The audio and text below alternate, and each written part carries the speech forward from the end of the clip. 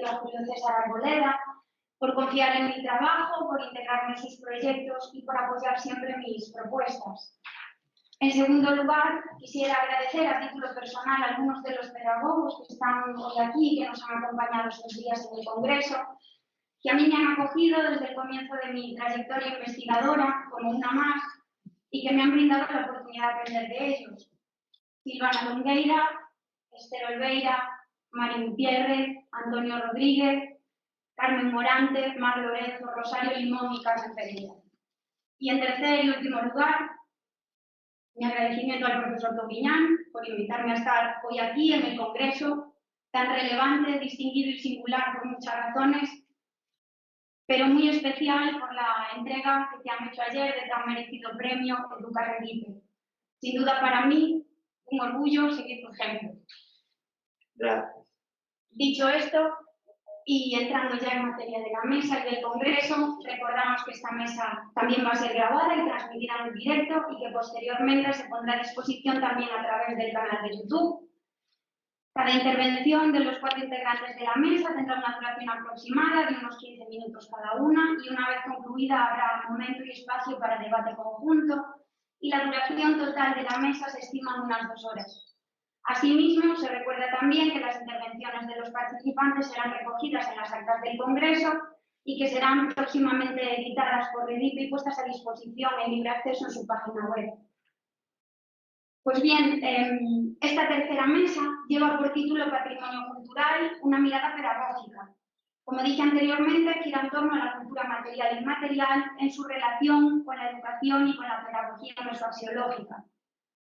Educamos con las áreas culturales, la identidad personal y cultural, la diversidad y la diferencia, la individualización y la socialización tienen protagonismo en el uso de las áreas culturales para educar. Siempre educamos interpretando símbolos y comprendiendo que estos nos permiten identificarnos socioculturalmente y edificar nuestras acciones. Atendiendo a esto, en esta mesa veremos cómo la emigración es un campo de experiencia de lo socioidentitario, como así va a exponer María González Blanco, cómo el patrimonio cinematográfico es el medio para educar desde la pedagogía fílmica, como va a desarrollar Alberto Silva Rosende.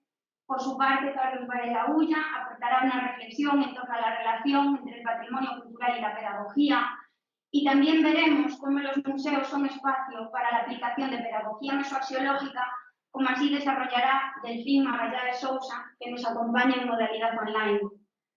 Estas son las 4 intervenciones que vamos a tener en esta mesa redonda y que ponen en su conjunto de manifiesto que la pedagogía fílmica, la pedagogía cultural, las artes y los museos son vía de necesaria exploración para construir procesos educativos y crear ciudades educadoras y creativas. Proceso, sin más dilación, a presentar al primer ponente de esta mesa. María González Blanco es doctora en Educación, con mención cum laude internacional por la Universidad de Santiago de Compostela. Durante su etapa de doctorado realizó una estancia de investigación en el Centro de Migración, Educación y Estudios Culturales en Alemania, financiada por beca de excelencia curricular ganada en convocatoria pública, y actualmente es docente en la Facultad de Ciencias de la Educación de la Universidad de Santiago e integrante del grupo Terceira Xeración. Va a desarrollar su tema que lleva por título El patrimonio cultural intangible de la identidad de la colectividad gallega emigrada en la actualidad. Le doy la palabra. Muchas gracias, Laura. Vamos a proceder previamente a compartir la presentación. Bien, pues buenas tardes a todos y a todas. La temática de este trabajo, como bien indica el título, se centra en el análisis del patrimonio cultural inmaterial del colectivo emigrado y su identidad cultural en el proceso de migración. De lo que se trata, en definitiva, es de comprender cómo el proceso de migración, el cual implica un contacto entre culturas diferentes, influye en el patrimonio cultural inmaterial y la identidad de las personas emigradas, y hasta qué punto también este patrimonio e identidad se mantiene, se pierde o se transforma en el contexto de acogida. Para ello, se han examinado los testimonios de gallegas y gallegos que han emigrado en la actualidad a Europa y que han participado como informantes en el estudio. Contextualizando un poco la temática, hay que destacar que Galicia es una comunidad autónoma de España en la que el fenómeno de la migración siempre ha estado presente, y esta particularidad ha llevado a concebir esta región, en opinión de la profesora Rodríguez Galdo, en su estudio del año 1995, como un país de migración, considerando la existencia de flujos de migración en diversos periodos temporales. Hoy en día, este fenómeno migratorio continúa existiendo en nuestra sociedad, en nuestra comunidad autónoma, aunque el contexto socioeconómico y las motivaciones para emigrar de la población sean relativamente distintas.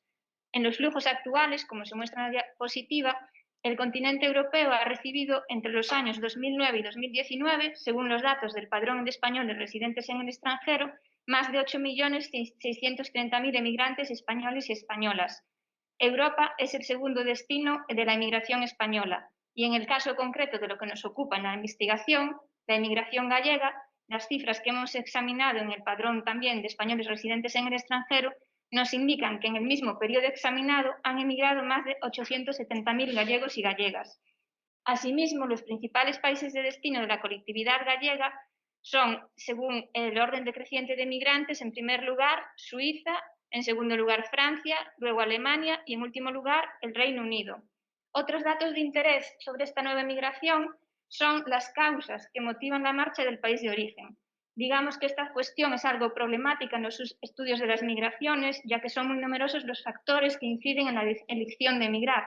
No obstante, en algunos trabajos, como también se muestra en la diapositiva, se han identificado algunas causas como las más comunes. Entre ellas se señalan, por ejemplo, las motivaciones laborales, las formativas, las personales o incluso la marcha por la mejora del aprendizaje de idiomas. Otro aspecto referente a esta migración es que en el contexto actual esta emigración tiene lugar en una sociedad globalizada, en el que las TIC, las tecnologías de la información y la comunicación, han adquirido un rol relevante como medio de comunicación, de mantenimiento de relaciones y establecimiento de redes en las corrientes de migración.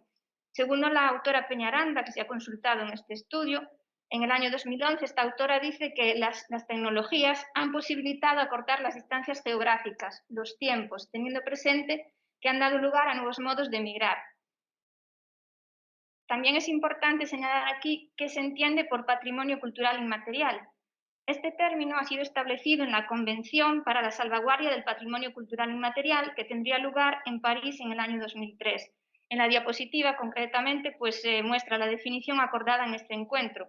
Se entiende por patrimonio cultural inmaterial los usos, representaciones, expresiones, conocimientos y técnicas que las comunidades, los grupos y en algunos casos los individuos reconozcan como parte integrante de su patrimonio cultural.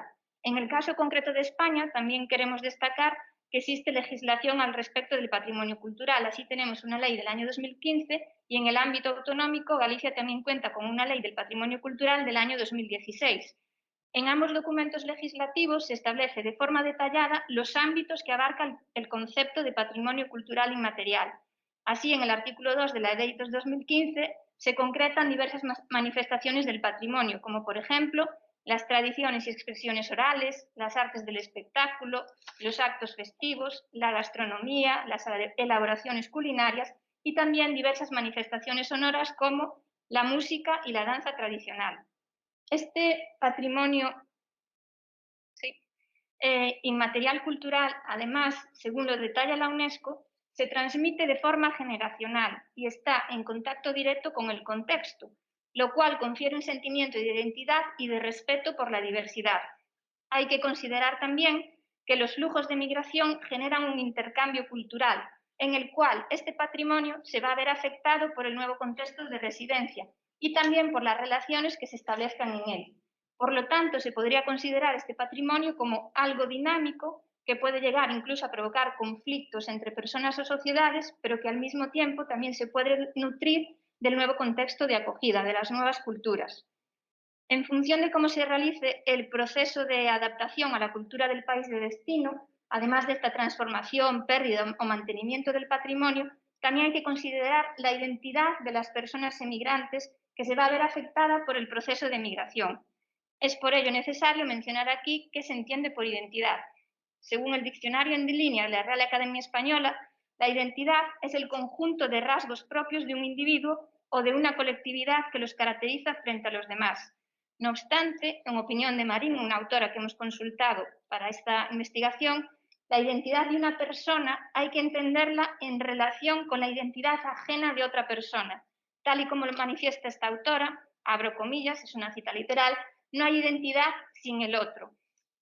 Y este concepto, según Marín, es al mismo tiempo multidimensional, lo cual implica que la identidad está configurada por múltiples elementos que la hacen singular, como por ejemplo la lengua, la profesión o incluso la religión. Pasando ya a lo que sería el propio estudio empírico realizado, hay que mencionar que la principal técnica empleada para la recogida y producción de información ha sido una entrevista semiestructurada con diversas cuestiones que hemos estructurado en diversos bloques temáticos.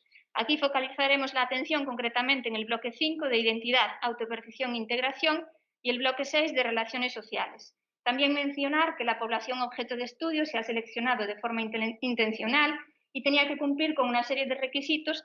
Entre ellos destacamos pues, que buscábamos a gallegos y gallegas que naciesen aquí en Galicia, obviamente, que tuviesen una edad comprendida entre 18 y 45 años y que su destino fuese alguno de los países europeos que seleccionamos en el estudio y que se muestran en la diapositiva. Y también el último requisito sería que su emigración se produjese a partir del año 2008. En total tenemos que decir que hemos realizado 60 entrevistas. A continuación les presentamos los principales resultados. Decir que en las entrevistas realizadas se ha puesto de manifiesto el mantenimiento de distintos elementos del patrimonio cultural inmaterial. En primer lugar, se destaca el idioma gallego, como un aspecto identitario particular que ayuda al mantenimiento de la identidad cultural de origen. La lengua gallega contribuye a preservar los vínculos con Galicia, ya que se mantiene en la migración, pues gracias sobre todo a las tecnologías de la información, tanto para relacionarse con la comunidad de origen como para mantener el contacto con otros gallegos y gallegas emigrantes. El idioma es, por lo tanto, una manifestación cultural a la cual no renuncia la colectividad emigrada, pese a que en ocasiones y por distintas circunstancias no puedan emplearlo habitualmente.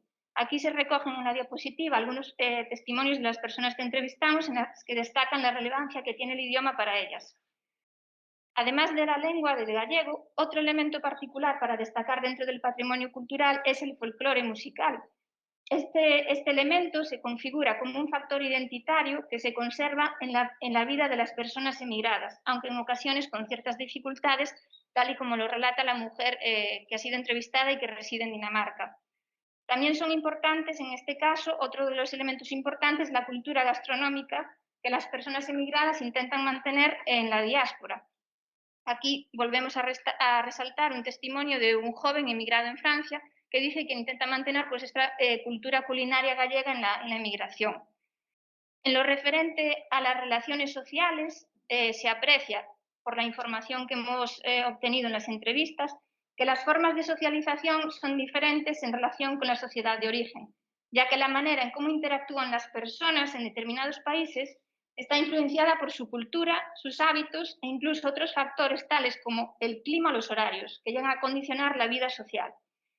Finalmente, los actos festivos relevantes para Galicia, como serían, por ejemplo, el Día de las Letras Gallegas o el Magosto, son eventos muy complejos de celebrar en los países de destino, a no ser que exista una asociación o un centro con un amplio colectivo de migrantes que promuevan dichas conmemoraciones.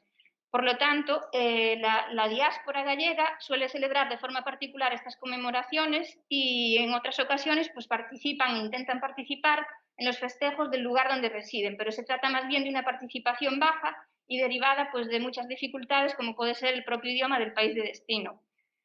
Para finalizar, tenemos que decir que los datos examinados permiten constatar que las personas gallegas emigradas a Europa se enfrentan a culturas de acogida muy diversas, con particularidades que en ocasiones dificultan su proceso de adaptación.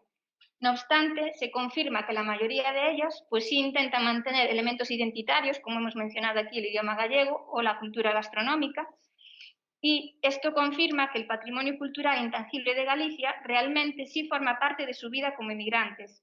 En estrecha relación con este aspecto, hay que decir que la identidad cultural de la colectividad emigrada, aunque conserva elementos del país de origen, se ha transformado y enriquecido del nuevo contexto en el cual tiene lugar pues, su vida a nivel laboral, cultural y social. Se puede hablar, por lo tanto, de una identidad híbrida que mantiene sus raíces culturales originarias.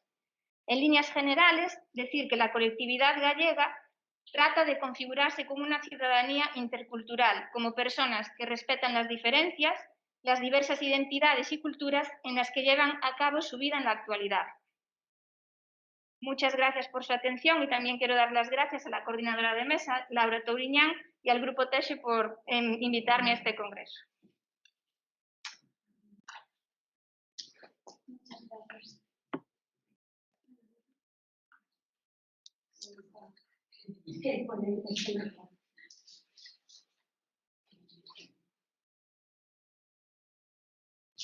Bueno, vamos a continuar la mesa redonda con la segunda intervención de la tarde, que corre a cargo de Álvaro Rosil Rosende. Breves líneas curriculares a resaltar.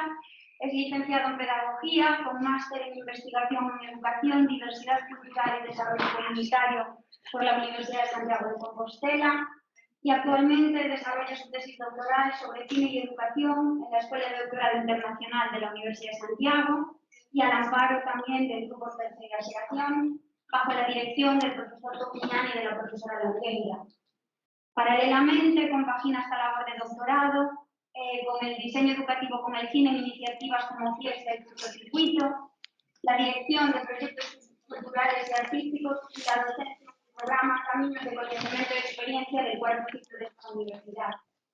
Su intervención de esta tarde lleva por título La clínica, educar con el patrimonio cinematográfico. Te doy la palabra a Álvaro. Muchas gracias, Laura.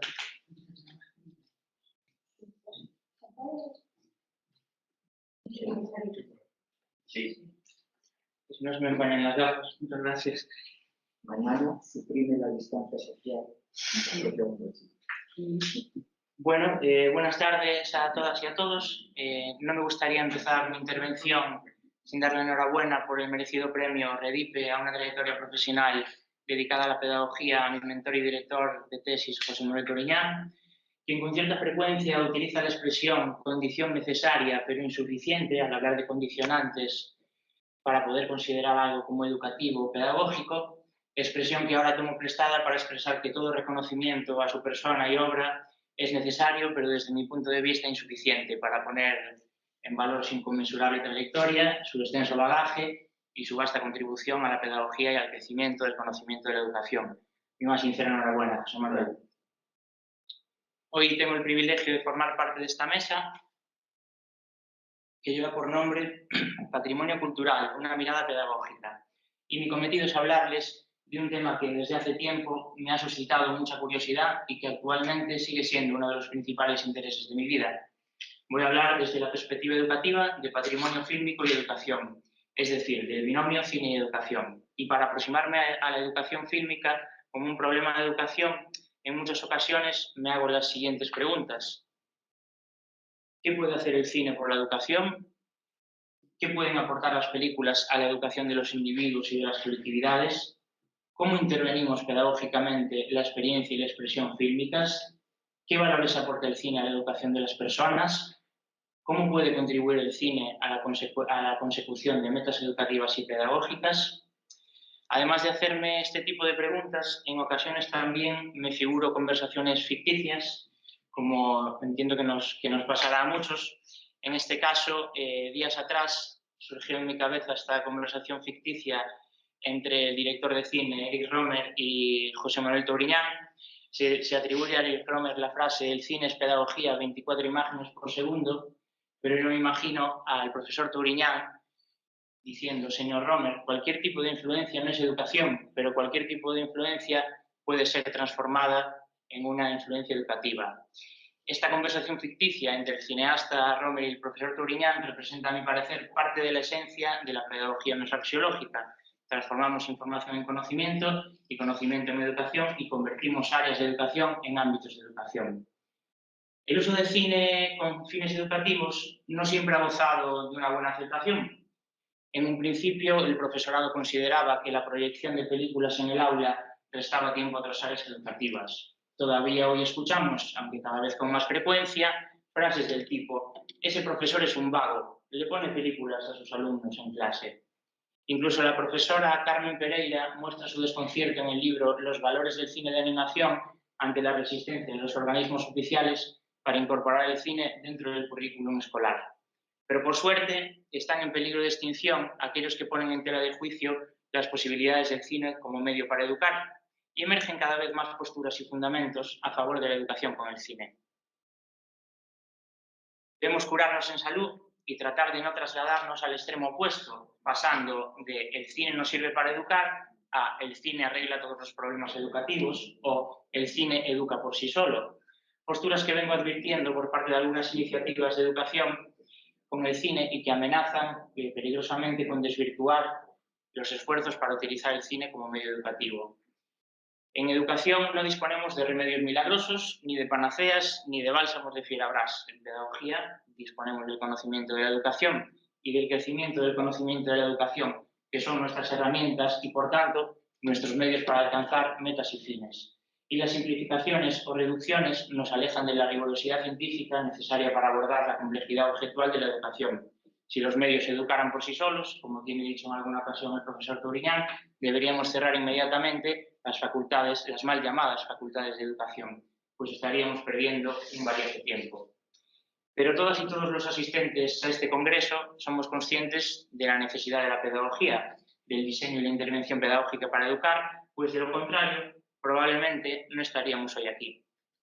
Hablar de cine no es solo hablar de diversión intrascendente, sino del espectáculo que día a día modela espiritualmente a millones de espectadores, que influye en nuestro modo de pensar y de sentir, y que además es arte y patrimonio, porque tal y como afirma la UNESCO, el patrimonio cultural no se limita a monumentos y colecciones de objetos, comprende también expresiones vivas heredadas de nuestros antepasados, como tradiciones orales, artes del espectáculo, usos sociales, rituales, actos festivos, conocimientos y prácticas relativas a la naturaleza y el universo, y saberes y técnicas vinculados a la artesanía tradicional. Pese a su fragilidad, el patrimonio cultural inmaterial o patrimonio vivo es un importante factor del mantenimiento de la diversidad cultural. Los hermanos Lumière inventaron la técnica. Méliès el espectáculo y Charles Passet lo ha convertido en un negocio que ha sabido explotar muy bien la industria cinematográfica en los años pasados y que ha recorrido un extenso camino desde aquel entonces hasta el día de hoy, en el que empresas tecnológicas como Filmin, Netflix, Amazon, Apple o HBO, a través de los medios digitales y virtuales, comercializan con el cine a nivel mundial y cuentan con un número de suscriptores y usuarios estratosférico. Si el séptimo arte es el cine, el octavo arte es aquel que consiste en hacer dinero como el séptimo arte.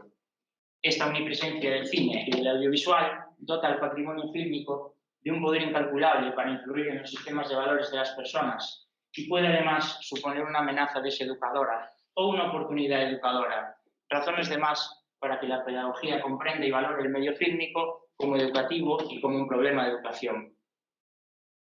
Me gustaría destacar dos cuestiones que considero fundamentales a la hora de generar nuestro propio círculo visual, teniendo en cuenta que mi interés actual es investigar el cine como un problema de educación desde la perspectiva mesoaxiológica propugnada por el profesor Touriñán.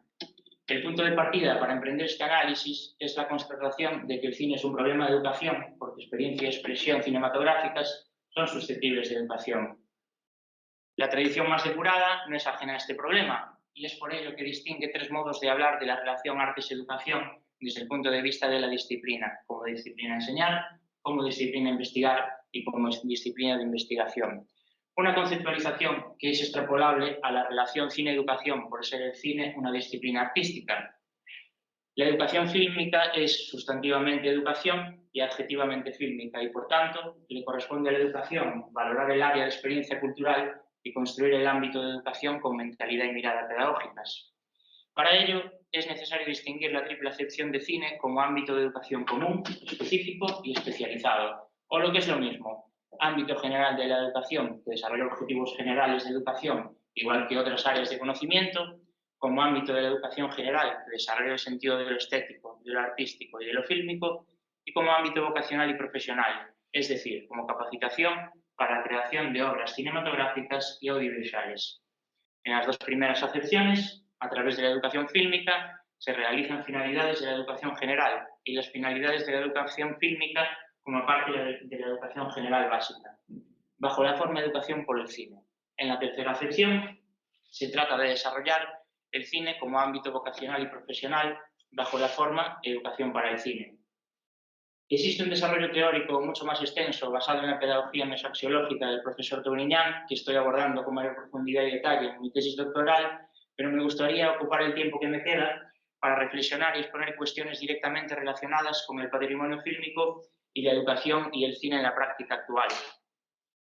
Esta intervención lleva por título Pedagogía fílmica, educar con el patrimonio cinematográfico, pero durante las últimas semanas he tenido la tentación de alterar el título mientras contemplaba en las noticias y en los periódicos la otra cara de la moneda, o lo que podemos llamar el reverso tenebroso del universo fílmico. Creo que no estamos llegando a donde deberíamos llegar cuando comprobamos que ni siquiera somos capaces de cumplir con la responsabilidad compartida que tenemos como sociedad educadora. Muestra de ello es la incapacidad para filtrar y controlar el acceso de los menores a la exposición de obras fílmicas y audiovisuales no recomendadas para ciertas edades. Durante los últimos días estamos siendo conscientes, a través de la información que nos trasladan los medios de comunicación, de cómo niñas y niños de todo el país están inventando en las aulas y los patios escolares juegos basados en la popular serie de la plataforma Netflix que lleva por título El juego del calamar. Una serie que he terminado de ver esta semana y que está cargada de violencia, de crueldad, de un capitalismo extremo y de una competencia salvaje. La serie, clasificada por la propia plataforma como apta para mayores de 16 años, gira en torno a un grupo de personas que participan en un misterioso y mortal juego de supervivencia por un premio millonario. Además, al principio del visionado se exponen palabras clave sobre la serie, entre las que encontramos las siguientes: miedo, angustia, lenguaje, violencia, sexo, desnudez o suicidio. Algo estamos haciendo tremendamente mal cuando no somos capaces como sociedad de evitar la exposición a esta experiencia de los más pequeños. Mi pensamiento sobre esta falta de control sobre los contenidos a los que acceden los niños y adolescentes es que, de no atajarlo, nos conduce a una clara deseducación de las futuras generaciones y a normalizar comportamientos y actitudes detestables e indeseables para los individuos y las sociedades, tanto presentes como futuras. Pero no seré yo quien firme un manifiesto fatalista sobre el estado actual de la educación con el cine. No todo está perdido y en los últimos tiempos asistimos también a la emergencia de iniciativas de cine para educar con destacable valor. En algunas de ellas he tenido y tengo el placer de participar haciendo el diseño educativo, como es el caso de la plataforma de la Academia Gallega de Audiovisual que lleva por nombre Fiestra. Fiestra es la palabra gallega que podemos traducir como ventana. También he tenido el privilegio de promover y llevar a cabo la puesta en marcha hace unos años del Departamento Pedagógico en el Festival Internacional de Cine Cortocircuito de Santiago de Compostela. En el caso de Fiestra, se trata de una plataforma para centros escolares de educación con el patrimonio fílmico gallego, en la cual yo he seleccionado cortometrajes en base a sus valores educativos y también hago el diseño de la intervención a través de guías pedagógicas, basadas en parte en el trabajo de la profesora Pereira en la revista Padres y Maestros y en parte en el trabajo de identificación de valores del profesor Touriñán. Podéis ver en pantalla una muestra de las guías. Bueno, esta es la página principal de esa plataforma. Fiestra se define como una plataforma digital que promueve la utilización del audiovisual gallego como recurso pedagógico para la educación en valores en los centros de enseñanza de primaria y secundaria. Y estas son parte de las guías fruto de mi trabajo, en las cuales, bueno, en su índice podemos detectar las cuestiones que se tratan dentro de ellas, siendo las más relevantes la oportunidad para educar con valores comunes y específicos. Realmente es un trabajo que vale la pena buscar en Internet y profundizar sobre él. También en el Departamento Pedagógico de Cortocircuito he desarrollado estos programas y, a modo de conclusión, me gustaría destacar que construir lo fílmico como ámbito de educación contribuye al crecimiento del conocimiento de la educación y es una tarea en pleno desarrollo y emergencia. Siguiendo la línea de este congreso, la prioridad y necesidad de formar a los educadores para educar con el cine es una necesidad, pues la calidad de la educación depende de la calidad de la formación de los profesionales de la educación. Además, el cine es un instrumento para educar en valores comunes y específicos y dispone de unas características como su capacidad para emocionar que lo convierten en idóneo para la educación de la dimensión afectiva del ser humano y también del resto de dimensiones como la intelectual y la creativa. Muchas gracias por su atención y el turno para el siguiente ponente. Muchas gracias.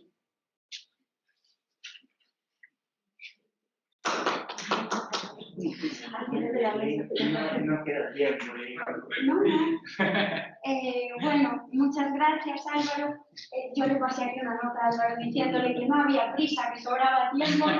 Se ve que no leyó lo que le puse al revés. Entendí que no quedaba tiempo. No, al revés, vamos sobrados de tiempo. Igualmente luego habrá tiempo de debate para continuar y si deseas exponer algo más después, Vale, no hay problema.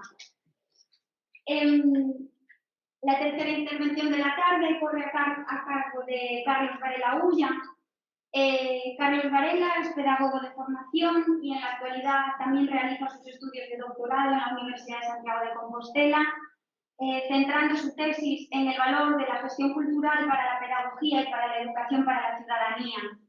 Asimismo, desde hace más de 30 años ejerce como gestor cultural y animador social en distintas organizaciones y tiene especial interés en la capacitación profesional de los gestores culturales y, en base a esta línea, impulsó distintos proyectos en su etapa en la Diputación Provincial de Coruña, destacando entre otros como el conocido Interea, que venía a mejorar la calidad técnica de la gestión y políticas culturales de los ayuntamientos en esta provincia gallega, en La Coruña.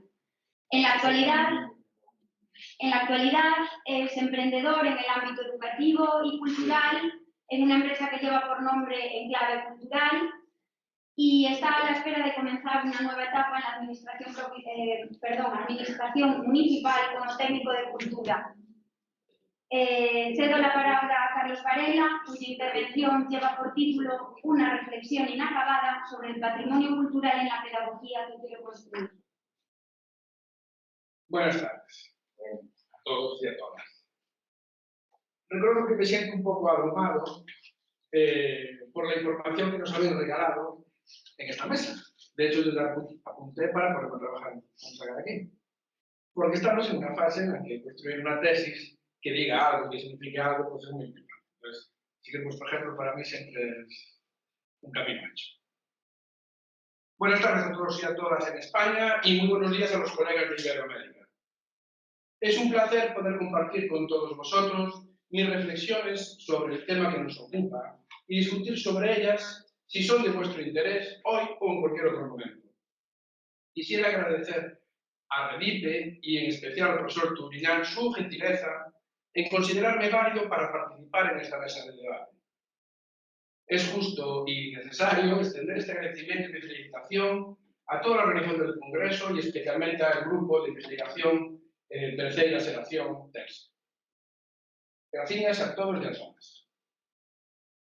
Lo que quiero compartir con vosotros es un conjunto de reflexiones inacabadas que sobre el patrimonio cultural y su utilidad para la pedagogía me hago desde hace mucho tiempo.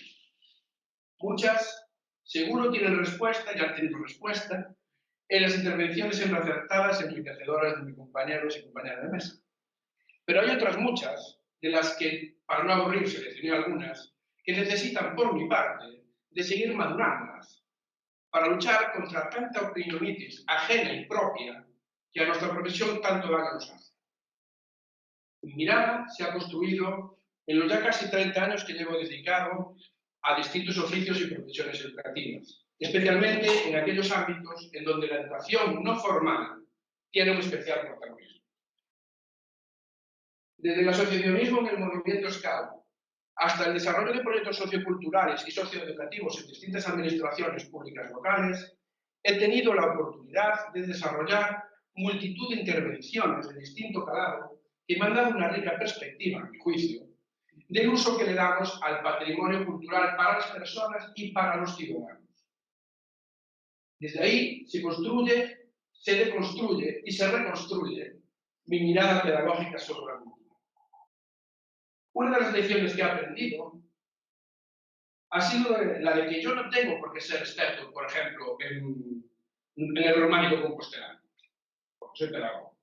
Pero sí sé que soy capaz de que con ese conocimiento al que me acerco o me lo acercan, diseñar actividades educativas para todas las personas que así lo demanden, siendo ese mi principal cometido como pedagogo, consciente de la oportunidad que tenemos de educar con distintas áreas culturales, con las que crearemos ámbitos educativos de la mejor forma posible. ¿Pero qué es esto del patrimonio cultural? Los pedagogos y pedagogas debemos conocer, mejor aún, debemos dominar las políticas culturales y lo debemos hacer porque desde ellas y con el conocimiento aplicado de lo nuestro, que es la pedagogía, podremos construir ámbitos educativos que sean útiles a los ciudadanos a los que nos debemos. Porque para eso estamos, ¿no? Nos debemos a los otros. Sabemos que el desarrollo de las políticas culturales y su explicación científica está directamente relacionada con el uso y el concepto de lo que se consideró en las distintas etapas como patrimonio cultural. No siempre el patrimonio cultural tiene la misma consideración que tiene hoy en día. Esta evolución, que tradicionalmente se nos presenta en su forma diacrónica, falsea en cierta manera la rica realidad que hoy tiene todo lo que rodea a esto que llamamos el patrimonio cultural. Permitidme un apunte. Estoy en la academia. Hay varias clasificaciones de lo que podemos entender por políticas culturales. Yo en esta intervención me refiero a las de mecenazgo, democratización de la cultura y democracia cultural. Cada una de ellas se caracteriza, entre otras cosas, por emplear estrategias de acción como el patrocinio, la difusión, la animación sociocultural y que tienen por sujeto al patrimonio cultural. La distinta concepción del patrimonio cultural en cada uno de esos modelos de políticas culturales ofrece o necesita de estrategias determinadas.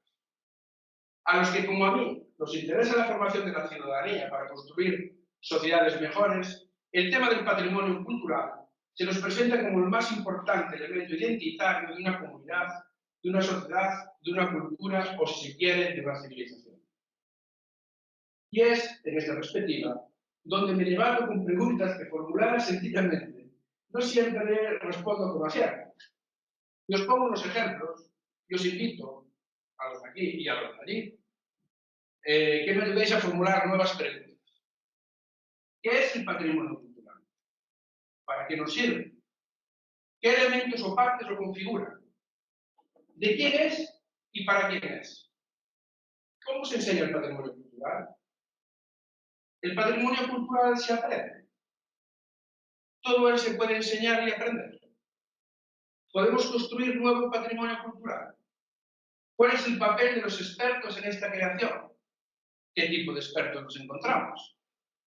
¿Un experto que sabe de arte románico sabrá contar eso que sabe? ¿Y sabrá educar con eso que cuenta? ¿Le toca a ese experto en románico educar? ¿El patrimonio cultural no sirve para los pedagogos? ¿Cómo? ¿Por qué? ¿Hay instituciones especializadas en patrimonio cultural? ¿Y educan? ¿Y qué educación desarrollan?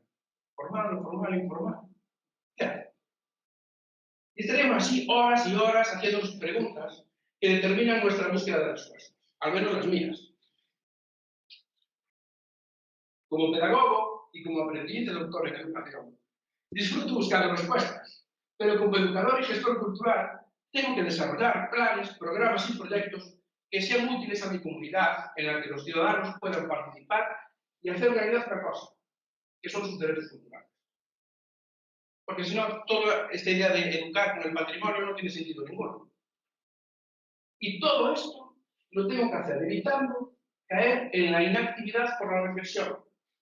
Que tanta reflexión no coma la actividad, porque si no, mi pedagogía no sirve. Alterna. De los indicadores del Manual UNESCO de Cultura para el Desarrollo, destaca un capítulo dedicado a la sostenibilidad del patrimonio. Permitirme leeros literalmente un párrafo que considero fundamental para que los pedagogos y pedagogas le demos el valor correcto a eso del patrimonio cultural. Dice la UNESCO,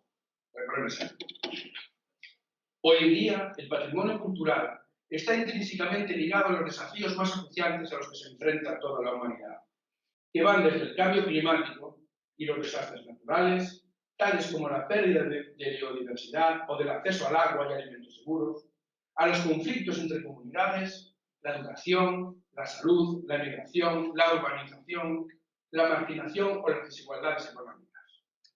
Por ello, se considera que el patrimonio cultural es esencial para promover la paz y el desarrollo social, ambiental y económico sostenible. ¿Veis lo mismo que yo? una oportunidad para educar desde y con el patrimonio cultural. Sigue el manual y añade: la sección de patrimonio es importante para la cultura y el desarrollo en cuanto constituye el capital cultural de las sociedades contemporáneas. Vamos, claro, no se puede ser. Independientemente de que el concepto de patrimonio tenga una característica técnica definitoria, nos está dando la UNESCO el motivo para ponernos a trabajar con el patrimonio y para el patrimonio. Para la UNESCO, es decir, para todos nosotros, el patrimonio cultural es el conjunto de patrimonios materiales, inmateriales, culturales y naturales. Es el concepto del patrimonio mundial. Todos ellos, en conjunto y por separado, son el legado que recibimos y son la herencia que dejamos a las generaciones venideras. Reconoce la UNESCO que hoy en día mucho del patrimonio cultural de todos está en peligro y es necesario una protección más allá de las meras medidas legislativas. Casi todos los países han ido construyendo instituciones especializadas en el patrimonio cultural, especialmente en material. Y esto ha hecho que se fueran configurando profesiones alrededor de estas instituciones. Hablamos, por ejemplo, museos, bibliotecas, auditorios, hablamos también de conservadores, divulgadores, mediadores, bibliotecarios, dinamizadores, socioculturales, gestores culturales, etc. Pero no es hasta inicios del siglo XXI en los que se suma al concepto de patrimonio cultural la noción de patrimonio cultural inmaterial, como bien expuso antes María. Y este hecho es muy importante. Ya no solo conservamos el pasado, en cualquiera de sus formas, sino que reconocemos el valor del patrimonio vivo, que representará parte fundamental de nuestro legado humano. El idioma, la lengua, la danza, todo esto es patrimonio vivo, porque se va transformando. Ya no hay que conservarlo, hay que promocionarlo, promoverlo, protegerlo. Así cobra el valor patrimonial expresiones culturales como la música, la danza y el idioma, entre otras. Y llegando casi al primer cuarto de este siglo, tenemos ya una configuración del concepto de patrimonio cultural mucho más completa que la trabajada en el siglo pasado, que fue ayer. Y por lo tanto, con más posibilidades de convertirla en un auténtico ámbito educativo. Pero ¿para qué nos sirve abarcar tanto? En realidad, y desde mi punto de vista, no es una cuestión de abarcar, no es ver esa dimensión gigante que tenemos cuando hablamos de ámbitos de educación y de áreas culturales, ¿no? Que de pronto se nos hace todo gigante. Es una cuestión de comprender, y es una cuestión de aprovechar y descubrir, y a veces pues recrearnos en las potencialidades que tienen todas este tipo de áreas. No vamos a abarcarlo todo, al menos desde el punto de vista de la práctica. Desde la teoría, seguramente sí, pero desde la práctica, no. Si hablamos de material e inmaterial, tenemos que hacer ver en aquellos que educamos que el respeto, la creación, la protección y el uso correcto de los bienes culturales no puede dejarse llevar por el mero uso individual o individualista, que diría yo. Es más consumo que aumento del capital cultural de estas personas. El problema grave que está sufriendo el patrimonio cultural, material e inmaterial, el mal cine o los valores que el cine transmite que deseducan, no aumentan el capital cultural. Lo disminuyen o lo pervierten, que es peor. Porque no olvidemos, el patrimonio cultural se ha convertido en un producto más de la industria cultural y turística, lo que convierte en un bien común de uso, lo que convierte en un bien común de uso privativo y por lo tanto en función de lo que cuesta acceder a ese patrimonio, así lo vamos a valorar. Esto no significa ponerle precio al patrimonio, ¿no? Significa que si para mí dar mi opinión sin haberme estudiado nada, sin haber generado conocimiento, sin haber aportado absolutamente nada, y mi opinión va a valer lo mismo que la del profesor Tourillán, pues apaga y va. Es decir, no tiene ningún sentido. Entonces, el patrimonio cultural, cierto patrimonio, está en manos de especialistas y de instituciones especializadas, que están viviendo hoy en día una profunda transformación desde su propia razón de ser. No voy a extenderme nada en esto, porque esto es objeto de mi tesis. Pues no vamos a ir a avanzar, pero está ahí, lo sabréis.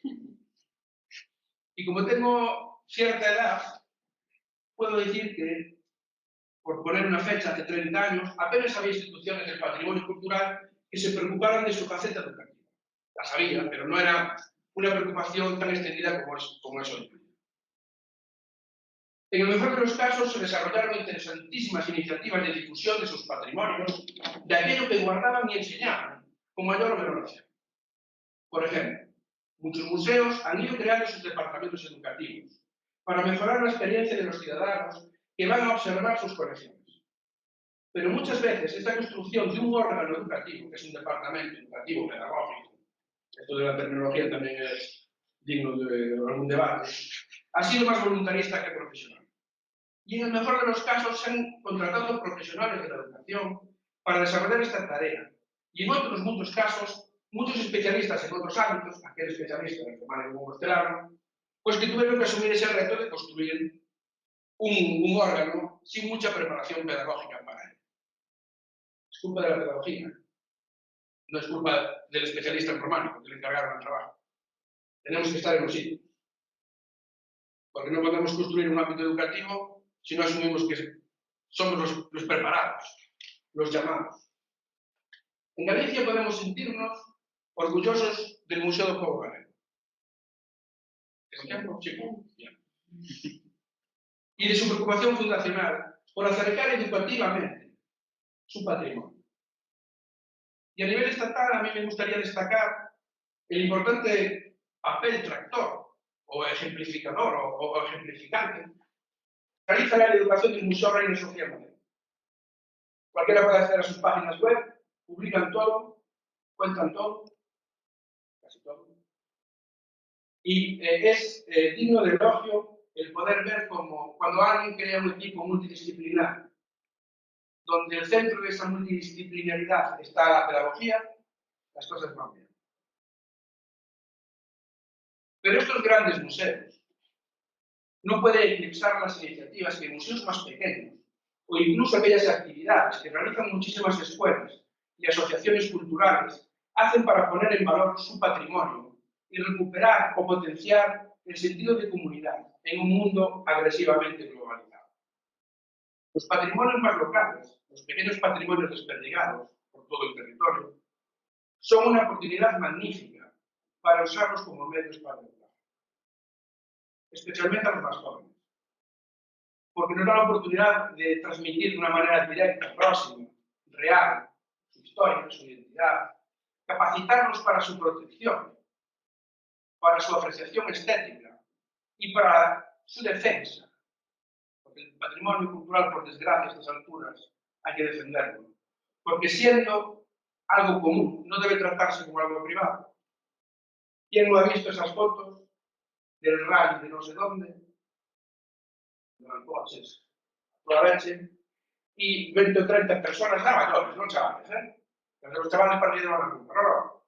Gente de 30, 40 años encima de un golpe, como si fuera una grada. Bueno, pues tenemos que educar para que eso no ocurra. Porque si ocurre con algo físico, imaginaros lo que ocurre con los idiomas, con los valores, con todas estas cosas que no se ven. Y estos parámetros es donde la pedagogía debería aportar toda su potencia para generar programas educativos bien diseñados y mejor implementados. Porque podemos diseñar genial. Tenemos la teoría. Hay que desarrollarla, porque tenemos la teoría. Pero hay que hacer cosas prácticas. Si no, ¿para qué elaboramos teorías? Pues aquí todos tenemos teoría, pero falta mucha praxis. Y es verdad, los pedagogos no podemos quedar solamente en el pensamiento. Tenemos que salir. Tenemos que hacer cosas. No es objeto de mi intervención proponer algo que ya todos conocéis o deberíais conocer. Es lo que nos convoca aquí, la mesoaxiología. Mi idea es la que aprovechemos estos momentos que tenemos en un congreso o en las fases congresuales que yo reconozco como directividad educativa, porque yo no facturo. Como estos son momentos que no facturo, pues todavía es un poco de directividad educativa, que no pedagógica. Para la reflexión pedagógica sobre el papel de la cultura y el patrimonio de nuestras propuestas de investigación. Tenemos que investigar cosas que valgan. O sea, ¿qué hacemos? A modo de preparación del debate. Te voy a ahorrar una palabra. A mí me gustaría, para provocar la discusión o el debate, como decía antes mi buen amigo Álvaro, dejar alguna idea encima de la mesa. Sabéis que yo empecé esto pidiendo preguntas. ¿Por qué? Porque me hace falta más reflexión. Y la reflexión me sirve para mi test. Entonces ya que estamos aquí, pues podemos aprovechar. Correcto. ¿Es correcto creer que el patrimonio cultural es de por sí un ámbito educativo? ¿Qué es lo que entorpece que eduquemos con determinado patrimonio? Yo ahora estoy haciendo un trabajo sobre la lengua de signos en Galicia. Y es un dirigal. Un lío. No va a ser que en Iberoamérica que digáis tiene otro significado. Es un lío. ¿Acaso la pedagogía no utiliza desde siempre los patrimonios de todos? ¿O acaso en la escuela los contenidos no son patrimonio cultural? Entonces ya lo estamos haciendo. ¿Qué está pasando?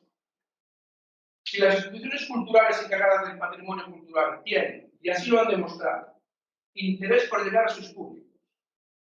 Este es un concepto también que desde la gestión cultural tiene mucha discusión, que es un público, ¿no? Un público es alguien que va a ver, y en el sentido de las artes es un consumidor. Y cuando hablamos de cultura estamos hablando de derechos culturales, no solamente de creación cultural. Decía, y eso es lo que mostramos, interés por llegar a sus públicos, y que estos aprendan y se formen mejor como ciudadanos, es decir, que se eduquen. ¿Por qué no nos proponemos, desde la academia, que yo soy un aprendiz, generar planes, programas, proyectos educativos concretos, cosas concretas? Porque no hay nadie mejor que nosotros para hacerlo. Y más las nuevas generaciones de doctorados que vamos a vivir por la academia. Es decir, que venimos del mundo de la práctica, sentémonos, queremos proyectos. El cine, pues habrá que pensar. ¿Qué hacemos con esto? ¿Dónde está el problema? Pues habrá que atajarlo. ¿Quién lo puede hacer mejor que nosotros? Porque si no lo hacemos, si no lo hace la pedagogía, no lo hace la otra. Porque la necesidad existe. Y la necesidad se va a cubrir. Es una de las leyes del mercado. Entonces, aprovechemos que tenemos el conocimiento y volvámoslo. Es un poco ese espíritu que todavía no tengo domado, pero que domaré. Gracias por escucharme. Yo seguiré preocupándome por la relación entre el patrimonio cultural y la educación. Y lo haré con mi mirada pedagógica, porque no entiendo otra manera de ver para saber, de saber para conocer y de conocer para educar. En este camino me encontraré. Muchas gracias. Un aplauso, claro. Bueno, muchas gracias, Carlos, por tu intervención y por tu entusiasmo y por ese espíritu crítico. Y vamos con la última intervención de esta mesa redonda, que corre a cargo de Delfín Manuel Magallanes Sousa. Unas breves líneas curriculares, es licenciado en Filosofía y maestro de enseñanza en Filosofía en la Universidad de Porto. Cursó también un posgraduado en Psicología de la Salud e Intervención Comunitaria en la Universidad Fernando Pessoa de Porto. Realizó el DEA en Desarrollo Personal e Intervención Social en la Universidad de Valencia y actualmente cursa sus estudios de doctorado en la Universidad de Santiago de Compostela en la especialidad de Pedagogía. Paralelamente, desenvuelve su actividad profesional como gestor en empresas privadas y públicas, como docente en el Instituto Superior Politécnico de Gaya y desempeñó también funciones de dirección en la Casa Museo Teixeira López y actualmente es docente de enseñanza secundaria y desarrolla consultorías de arte también. Estoy mirando para... Olá. Obrigado. Eu queria, antes de mais, também solidarizar-me com a Laura Torrina Morandeira relativamente não sei se me estão a ouvir bem, faz sinal, Laura, estão a ouvir bem? Estão? Ok. Queria solidarizar-me precisamente com a saudação da consagração do professor José Manuel Torrina, um homem que a todos nos inspira permanentemente e a que todos nos envolve e motiva com o seu saber. Ora, nos 2 últimos dias, e eu antes de mais também agradeço o convite para estar aqui entre vocês, estamos a falar da Ilha da Madeira, onde neste momento estou a dar aulas, Nos últimos 2 dias do nosso congresso abordamos várias temáticas e várias perspectivas sobre a inovadora e criativa arquitetura do pensamento da pedagogia mesoaxiológica construída pelo professor José Manuel Turiná Lopes. Ora, tendo sido diretor do museu, pretendia nesta comunicação abordar também um pouco da sua aplicabilidade no espaço cultural, museológico e da necessidade de medidas objetivas para a sua ação. Por isso, esta minha intervenção baliza-se pelo património cultural e a pedagogia mesoaxiológica. Ora, a pedagogia mesoaxiológica é sim uma cátedra de pensamento que nos restabelece na sociedade complexa do século XXI. Um modelo pedagógico preferencial que respeita o legado do passado recente, explora todas as possibilidades no presente e compreende a técnica de inová-lo constantemente. Não devemos esquecer que esta sociedade complexa do século XXI se caracteriza, utilizando as palavras do filósofo Daniel Innerarity, e passo a citar, que pelo aspecto que nos oferece, heterogeneidade, discordância, caos, desordem, diferença, ambivalência, fragmentação, dispersão, pela sensação que produz, intransparência, incerteza, insegurança e por aquilo que se pode ou não fazer com ela, ingovernabilidade, inabarcabilidade. Fim de citação. Ora, esta sociedade complexa do século XXI desestrutura o homem, espartilha-o e não o desenvolve, sobretudo aliena o homem. Pelo contrário, o professor Turiná, com a sua pedagogia, liberta o homem do seu anestesiamento contemporâneo complexo e afirma os valores e princípios primeiros e essenciais que conduzem pela educação à afirmação da felicidade, ao respeito pela autoridade e à construção da paz social e da esperança. A força da pedagogia mesoaxiológica é similar à pedagogia que Jonathan Sebastian Bach empreendeu no seu tempo. Não devemos esquecer que a pedagogia de Bach passou por repensar os modelos que eram considerados esgotados, como era o caso do contraponto, que se julgava ao tempo de Bach já acabado, já fora do seu apogeu.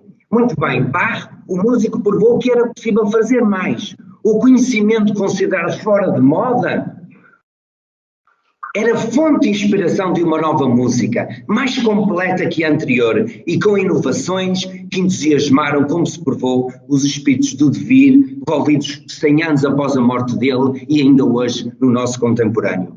Também no nosso contemporâneo. Hoje fala-se muito em ciências da educação, mas não se fala naquilo que Turiná nos apela constantemente. À pedagogia, sim, mas a pedagogia exige tecnicidade, exige saber, exige empenhamento e daí é mais difícil falar de pedagogia do que falar de ciências da educação. Ora, como vos falava do exemplo de Bach, deve ser ponderado nos novos tempos das literacias múltiplas, digitais, tecnológicas, económicas, que definem a imprevisibilidade do mundo atual, onde se pretende espartilhar a educação de uma forma estranha, perspectivando-a atrás do tempo.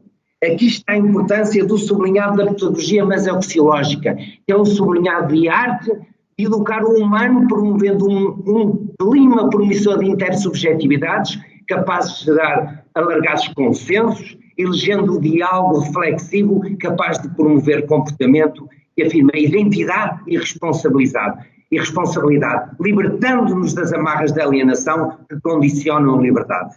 Neste sentido, convocação que o professor Turiná nos oferece na valorização nos meios culturais e construí-los como âmbito de educação.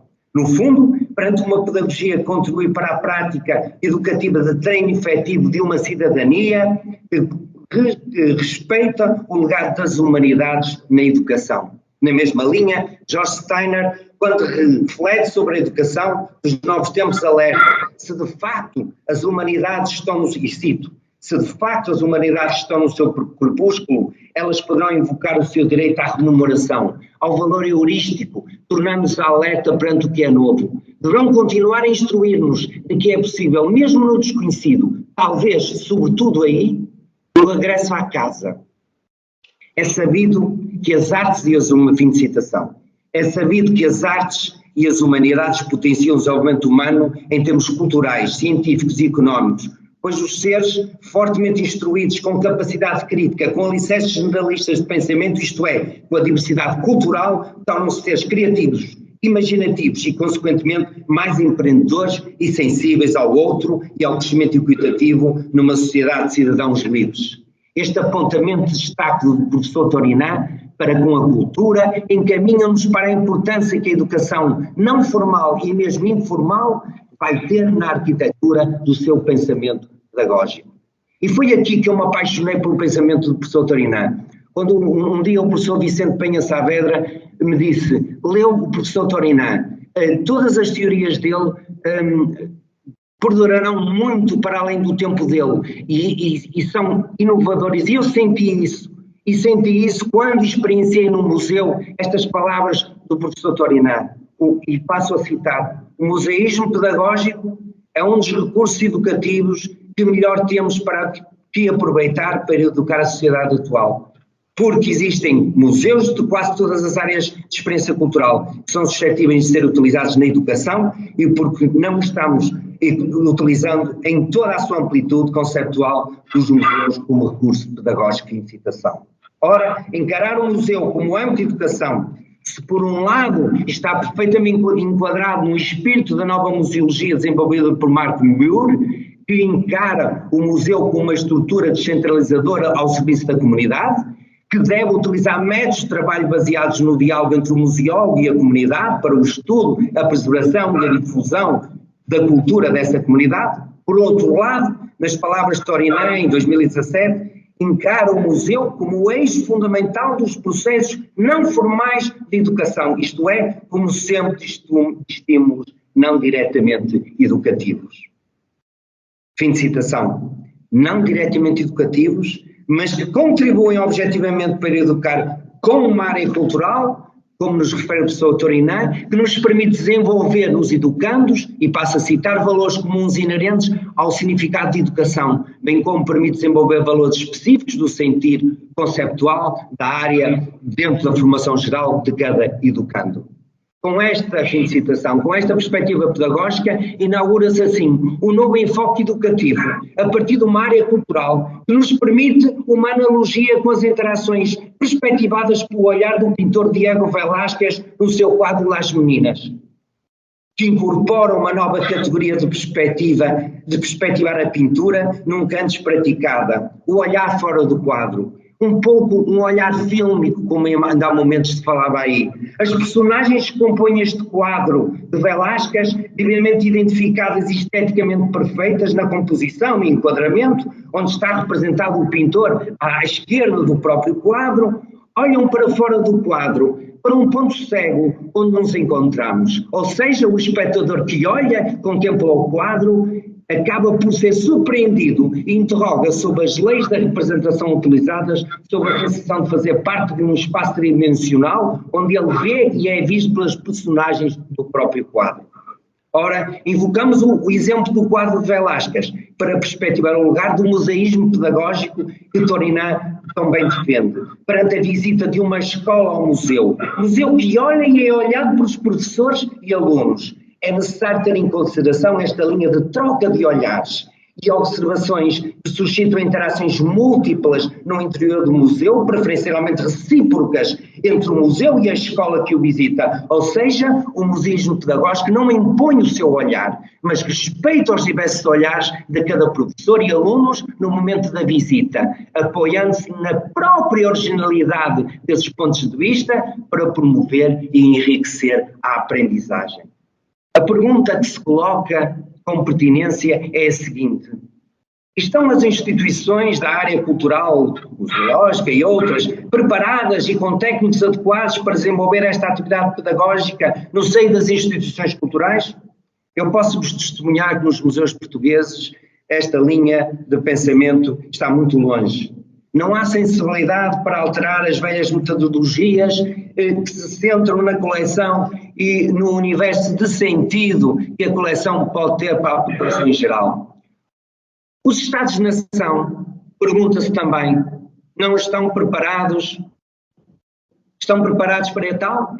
os Estados de Federação também não estão preparados e nem estão preocupados em fazer das instituições, em aproveitar as instituições culturais, do património cultural, como exemplo dos espaços educativos, mas simplesmente espaços que galvanizam os espaços culturais para os Estados, para a política, são galvanizados unicamente para a economia de cada país. E por isso verifica-se que as instituições culturais são consideradas pelos Estados mais pelo Ministério do Turismo como fontes de receita e olhadas com desconfiança, estranhe-se e pasme-se pelo Ministério da Cultura, que encara o património cultural como despesa.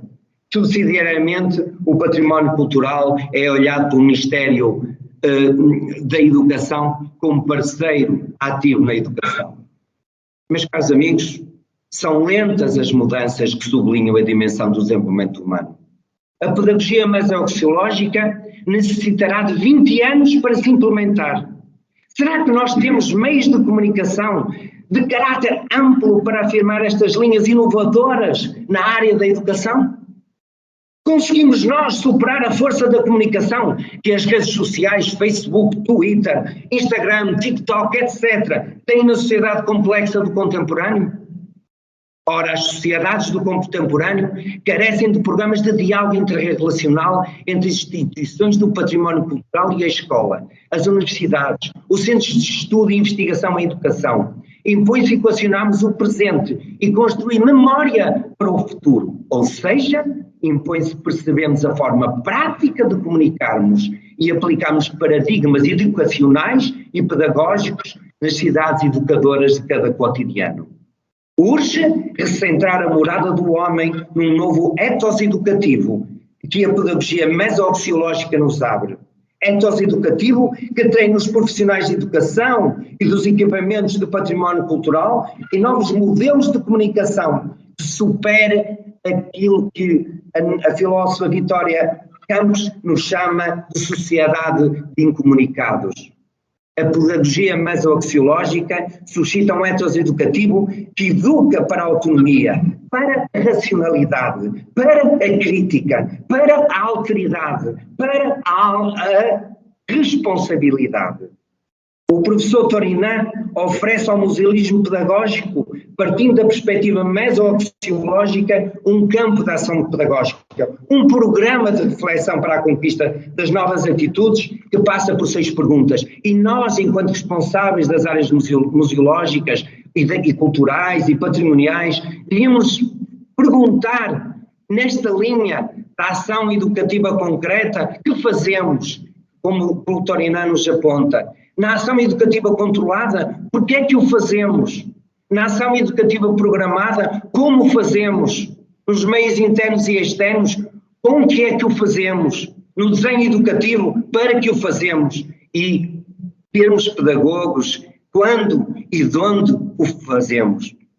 Ora, os profissionais da cultura, da educação, os responsáveis políticos e os programadores culturais não podem nem devem esquecer, no meu ponto de vista, e estou a terminar, para abrir espaço ao debate, os 3 eixos éticos, que eu chamo 3 eixos éticos da ação, do pensamento e da comunicação, que denomino experiência KKK, e invoco 3 palavras gregas.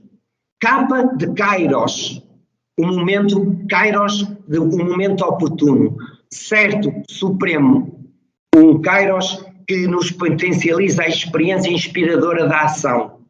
Não é o tempo cronológico, quantitativo dos relógios do Cronos, mas o tempo qualitativo dessa pedagogia mesoaxiológica que o Kairos nos propicia, esse movimento dialético entre o ser e o não ser. Invoco também o K de koinonia. Koinonia em grego no sentido em tradução de comunhão, de compartilhar, de participar. Esta koinonia que é uma experiência potencializadora da criatividade e do pensamento. Não pode haver rigor, não pode haver justiça, não pode haver solidariedade sem koinonia. E por último, um K de kenosis, traduzido por esvaziamento dos nossos interesses, dos nossos egos, uma experiência motivadora da sensibilidade humanitária para com os outros, o verdadeiro sentido da alteridade. Pois bem, só com Kairos, Koinonia, Kenosis, podemos construir um clima de educação para todos em partilha cultural, que nos une na casa comum. E neste sentido, professor Dr. Torinã, obrigado pela sua inspiração. Obrigado a todos pela vossa atenção. Muchas gracias por tu intervención, Delfín. Creo que ha sido muy clara, más directa imposible. Me corresponde a mí ahora cerrar esta mesa, abrir el debate. Me quedo con varias ideas que se han puesto sobre la mesa, valga la redundancia. Decía Carlos, disfruto buscando respuestas. Y habría precisamente el Congreso, el profesor Touriñán, diciendo que la pedagogía debe de dar respuesta ante cuestiones de educación. Yo creo que hoy aquí se han dado muchas respuestas con vuestras intervenciones y creo que todavía más importante, se han planteado muchas cuestiones abiertas que permiten seguir trabajando, que son innovadoras, que abren camino, que van a permitir crecer, que van a contribuir a consolidar las propuestas de pedagogía desde la perspectiva mesociológica. Y en este sentido, quisiera manifestaros a todos mis felicitaciones por vuestros trabajos. Repito, decía Carlos, disfruto buscando respuestas. Yo he disfrutado aquí escribiendo muchas respuestas, mejor que en clase tomando apuntes. He aprendido mucho de vosotros. Dicho esto, se han comentado muchas cuestiones. Yo vengo del ámbito de la musicología, entonces voy a llevar vuestras reflexiones un poco a mi terreno, si no, me ganáis. Comentaba, por ejemplo, la doctora María González que desde la inmigración el patrimonio construye la identidad. En musicología estudiamos una parte que es la música como parte de la antropología cultural, hablamos del concepto desde la antropología como relativismo cultural y se manifiesta también que la música nos construye cultura, construye sociedad y nos permite identificarnos. Y dicho esto, con lo que comentabas, a mí me recordó una conversación que tuve recientemente con una persona que está en la directiva del Centro Gallego de Venezuela, cambiando un poco el contexto del que partía tu estudio. Me resultó muy sorprendente ver reflejadas las ideas que transmitía, cómo transmitía ella que se vive la recuperación o cómo se vive el folclore gallego en el Centro Gallego de Caracas. Lo vi perfectamente ilustrado en tus palabras cuando decías que la cultura gallega aquí se vive de una manera, en la inmigración sufre un proceso de transformación, incluso si queremos de inculturación, y se transforma en otra cosa. Yo lanzo una pregunta en este sentido a la mesa. Pregunto, ¿qué podemos hacer desde la educación precisamente para comprender este fenómeno de transformación? No voy a decir que sufre, sino que vive nuestro patrimonio, tanto en el contexto migratorio como en el propio contexto gallego. Es decir, ¿qué hacemos aquí para entender ese patrimonio gallego que se transforma en la inmigración? Porque muchas veces vemos, esto no es así, aquí es de otra manera. Esos trajes regionales no son los originarios gallegos. ¿Qué hacemos aquí para entender como propio ese patrimonio gallego que se transforma dentro del contexto migratorio? Otra pregunta que me gustaría lanzar a la mesa, se hablaba en el tema de la gestión cultural y los museos. ¿Qué se puede hacer desde los museos y desde la gestión cultural para formar a estas personas que instruyen, estas personas que están a cargo del discurso museológico que ponemos en las etiquetas de los museos, estas personas que son responsables de estas actividades didácticas, Mi sensación, y hablo desde una perspectiva personal, especialmente en los museos de música, es que vamos a leer carteles o a escuchar a alguien que nos cuenta qué es ese expuesto, pues en este caso un instrumento musical o un documento que es inerte, no es vivo, no está en movimiento, no evoluciona, es un folclore estático, una parte de nuestra historia conservada, encasillada, y solo los mensajes se dirigen a contar qué es eso. Aprender un cachito de historia, un cachito de organología, una parcelita pequeña, estática, que no está en relación con el contexto actual que vivimos y con el contexto del usuario que visita ese museo o esa actividad cultural, sea del tipo que sea. Entonces, mi pregunta, ¿qué podemos hacer desde los museos o desde las iniciativas de gestión cultural para formar a esos responsables que están en esas instituciones sobre educar con el patrimonio cultural, ya sea material o inmaterial, y ya sea para educar por el patrimonio material o para?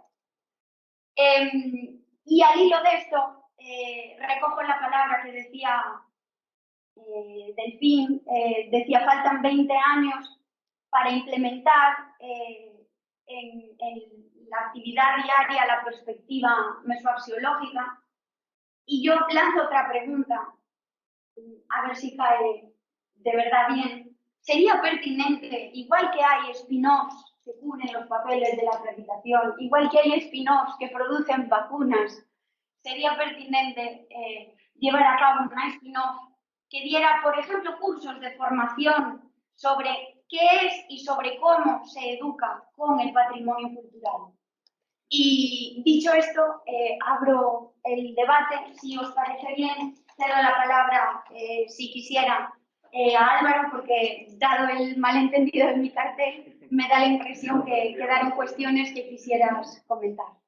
Bueno, primero leí solo la primera palabra y como ponía no hay problema con el tiempo, yo leí no y fue no queda tiempo.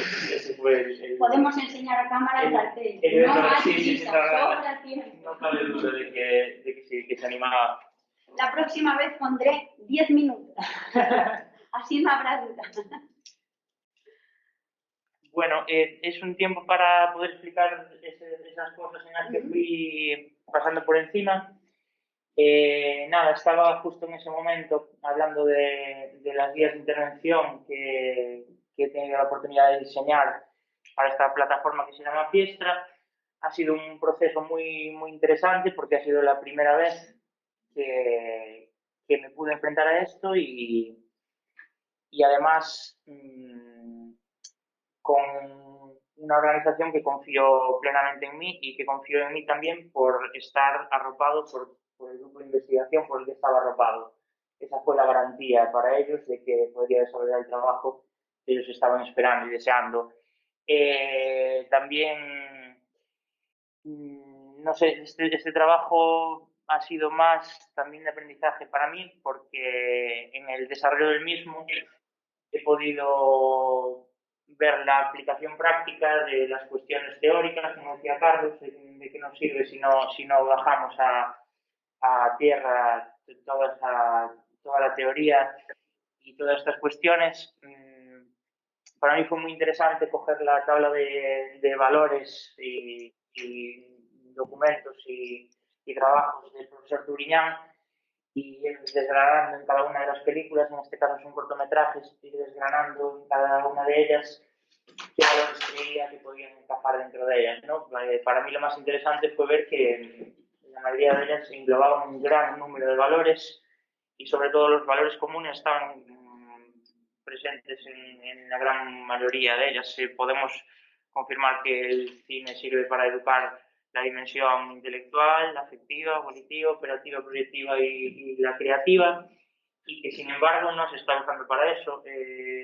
La experiencia que yo veo en otras iniciativas es que quien está digamos, enseñando cine en las aulas lo está haciendo casi por un interés en parte comercial. El primer argumento al que aluden cada vez que se habla con ellos sobre el cine en las aulas es la creación de nuevos públicos. Entonces es una cuestión más de creación de nuevos clientes para el negocio del cine que de atenerse a fines educativos. Yo creo que siguiendo los trabajos de la profesora Pereira es muy interesante poner sobre la mesa y que entremos de una vez a reclamar ese espacio, como decía Carlos también, de quién es culpa de que la pedagogía no esté ocupando ese espacio, de la pedagogía y de los pedagogos. Nadie va a venir a llamar a un pedagogo para que desarrolle esa función si nosotros no reclamamos ese espacio, ¿no? Yo creo que eso es en parte también a lo que nos enseña, a lo que nos educa el profesor Tobriñán, de que reclamemos esos espacios que no son propios. ¿Por qué todo el mundo, por qué desde todas las áreas se está opinando sobre una cuestión en la cual nosotros somos expertos y nosotros callamos muchas veces? ¿Por qué no reclamamos espacio? Falta de seguridad, puede ser por pertenecer también a una ciencia mucho más joven que el resto de las ciencias que opinan sobre las áreas que son comunes. Entonces yo creo que en ese sentido que debemos alzar la voz seguros, con fundamento teórico, tecnológico, práctico y reclamar esos espacios no que nos pertenecen a nosotros, pero sí a la educación y a la pedagogía. Y nada, en cuanto al Festival Cortocircuito, también destacar que me dieron la oportunidad, confiaron en mí para desarrollar un departamento pedagógico. Ellos tenían actividades ya antes de cine y de educación. Muchas veces pasa que estás haciendo educación y no lo sabes. Y en este caso yo creo que ellos lo estaban haciendo y no lo sabían. Necesitaban solamente ordenarlo, organizarlo y darle un enfoque educativo. La experiencia fue muy positiva porque cada año llenamos el Teatro Principal de Santiago de Compostela con una media de 2.000 niños de 6 a 10 años durante toda la semana y una media de 1.500 de entre 14 y 18 años. Todos esos niños ven una selección de cortometrajes, de entre 200 cortometrajes que participan en el festival, se seleccionan 3, 4, 5 y se desarrollan unas guías educativas también. Y lo más interesante es trabajar con el profesorado. El profesorado, mi percepción es que como no formamos ese profesorado necesita de una ayuda extra para poder llevar a cabo estos trabajos. Entonces, mi empeño ha sido en estas guías educativas, no solo de que sea una guía de educación para los alumnos, sino que sea una guía educativa y formativa para el profesorado. Entonces, hay una guía para profesores con indicaciones de cómo deben operar para llevar a cabo esta intervención, y hay otra guía para alumnos en la cual no se cuentan estas respuestas ni estos pasos para que se sientan mucho más seguros, porque lo que suele pasar es que cuando un agente externo que llega a la escuela, que no conoce las dinámicas, que no conoce al alumnado, es visto siempre como un foráneo, ¿no? Entonces, si no buscas un poco de empatía y de implicación del profesorado y de comprensión de cuáles son sus necesidades, probablemente estés generando un rechazo ya de primeras. Y nada, con esto termina mi intervención. Gracias por estos minutos, Laura.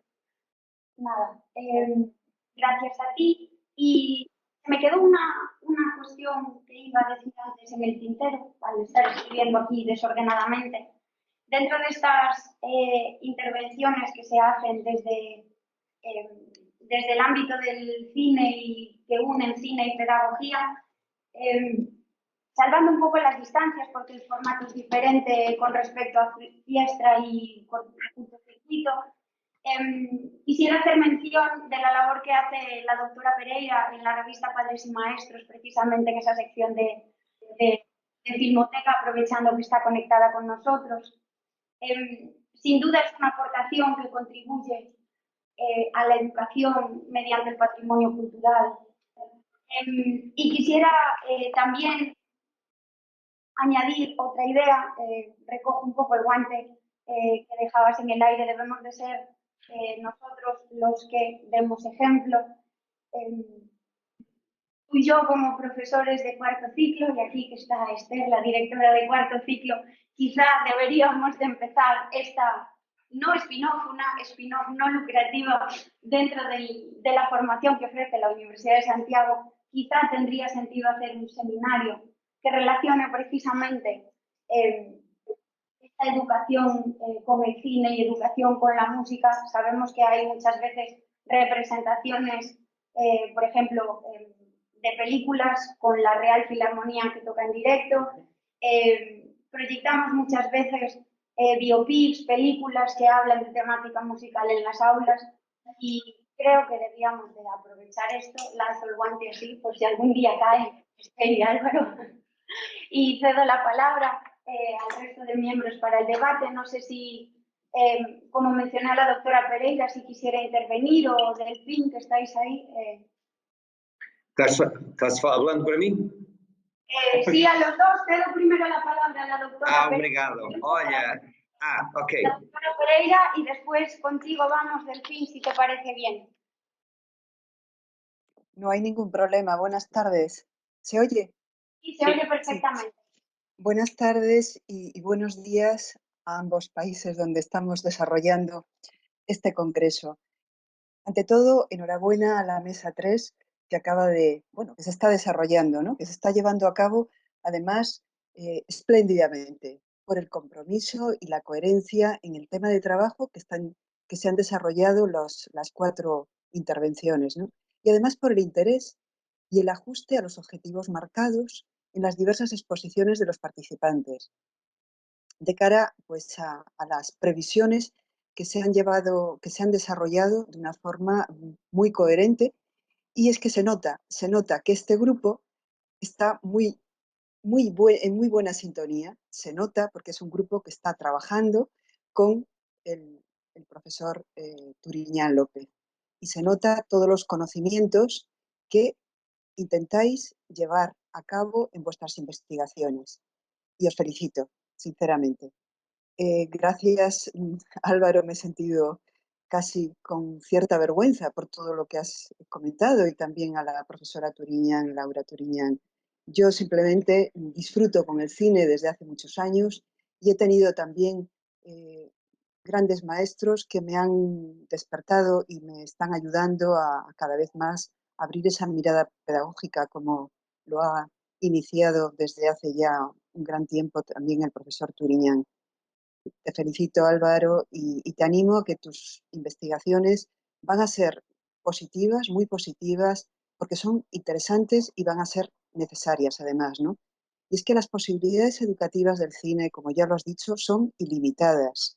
Educar con el cine, aprender cine con mirada pedagógica, eso es una necesidad prioritaria hoy día, por la serie de aspectos que has dicho y por otros muchos más que quedan ahí en el, digamos, en el saco que poco a poco irán saliendo porque algunas de las facetas que habéis dicho, intereses creados, están ahí a la orden del día. Estas grandes empresas que lo que interesa pues es todo el mercado económico, ¿no?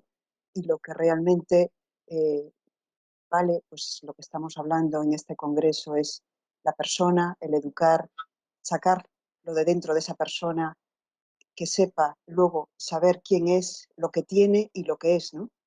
Y bueno, pues hablando en muchas ocasiones con el doctor y el catedrático Luis Hueso, ¿no?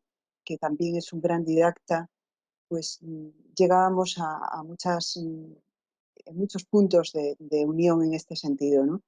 Y le animo a Santiago, a Álvaro, a que forme parte también del proyecto de la Filmoteca Padres y Maestros, que lleva, bueno, el próximo año cumple 25 años, que está en vigor. Por supuesto que hay personas que han ido creándolo con mucho mimo, siguen ahí, pero esto se va enriqueciendo, pero se va enriqueciendo gracias a todas las personas que van colaborando ahí. Estamos todos aprendiendo constantemente y lo que interesa es ir pues abriendo horizontes, pero con esa mirada que nos dice el profesor Turiñán. Y yo creo que es el punto de partida y el punto de arranque. Podríamos seguir hablando en aspectos de este calibre cantidad de tiempo, desde la experiencia llevada a cabo con alumnado durante todos estos años de docencia, que ahora ya no estoy en ella, ¿no? Pero que sigo trabajando y reflexionando sobre la importancia que tiene y esa faceta ilimitada de que nos enseña y que estamos aprendiendo constantemente con él. Muchas gracias por darme esa palabra y felicitar al resto de los participantes de la mesa, que sinceramente me he sentido me he sumergido perfectamente en todo lo que habéis dicho porque ha sido unas exposiciones muy concretas, muy minuciosas, muy coherentes. Vamos, chapo, enhorabuena. Muchas gracias, profesora Pereira. Si te parece bien, Delfín Magallanes, tienes tú la palabra. Sim, Laura. Intervenir en lo que desees. Olha, Laura, respondendo ao teu desafio das tuas questões, que foram pertinentes e muito concretas, não são só os objetos, e agora vou-me reportar à parte dos museus e que se pode fazer nos museus para formar, no fundo, os pedagogos dos museus. Olha, em primeiro lugar, Laura, é preciso que saibam pedagogia, e nas nossas universidades ensina-se muito a ciência da educação e muito pouca pedagogia. Nisso, por isso é que eu invoquei há momentos alguém muito caro para ti, que és de música, invoquei o Bach, não é? Quando todos julgavam que o contraponto já não dava, o Bach inovou e hoje nós ouvimos Bach e ele conseguiu fazer daquilo que era já um aspecto que estava esgotado, tal como o nosso professor Torinã fez com a questão da pedagogia. Quando toda a gente julgava que a pedagogia já nada tinha a dar, o professor Torinã deixa um legado nas nossas mãos para os próximos 20, 30 anos para desenvolvermos. Mas é preciso que saibam pedagogia. Em primeiro lugar, é preciso, para se formar gente para os museus, é preciso que hajam pedagogos também que os formem, que trabalhem nesse sentido. O que há poucos, Laura, há muito poucos. Os instrumentos musicais, como dizias, são estáticos, tal como é estático um quadro, ou uma escultura, ou outro objeto de arte decorativa. Eles só adquirem um universo de sentido e, efetivamente, se nós os trabalharmos em termos pedagógicos em prol de um universo de sentido para aquelas pessoas que nos procuram, os nossos clientes, entre aspas, de museu, que nos visitam, os professores, os alunos, o público em geral, e nós conseguirmos contar as histórias da cultura e o que nós...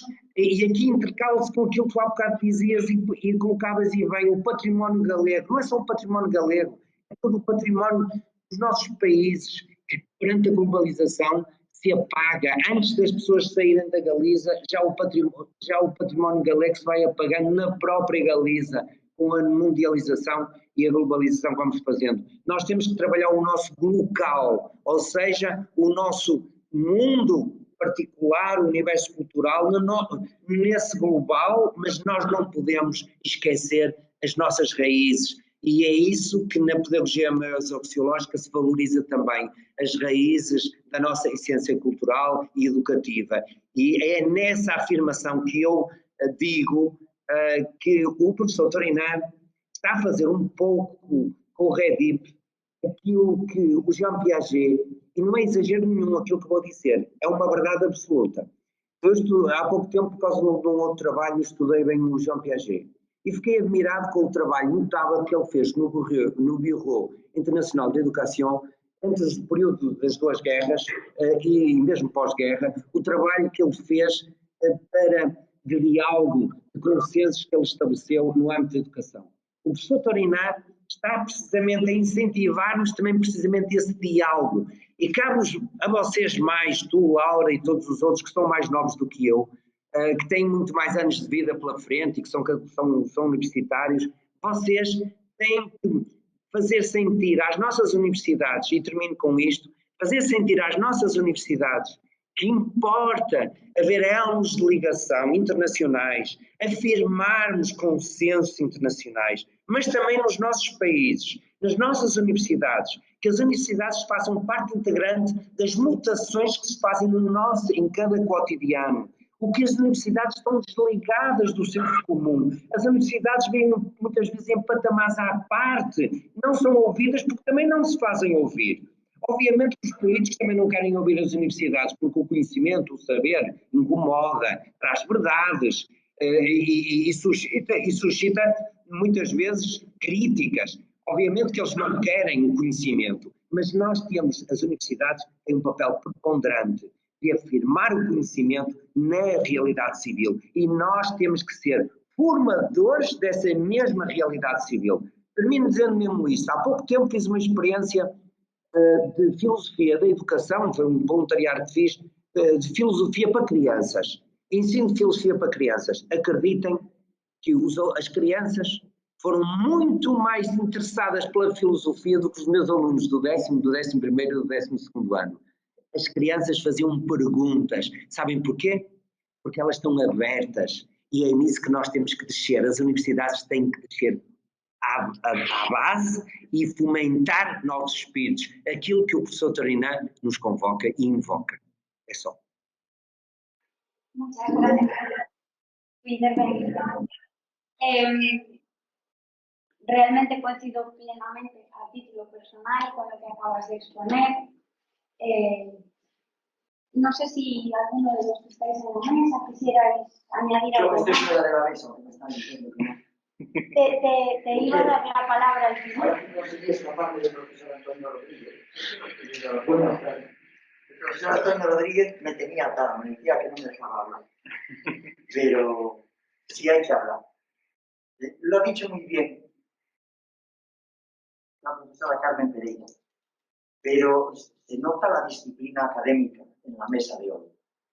Es gente que sabe ceñirse a los objetivos que se plantean, va al tema que tiene que ir, y esto es muy emocionante en un congreso.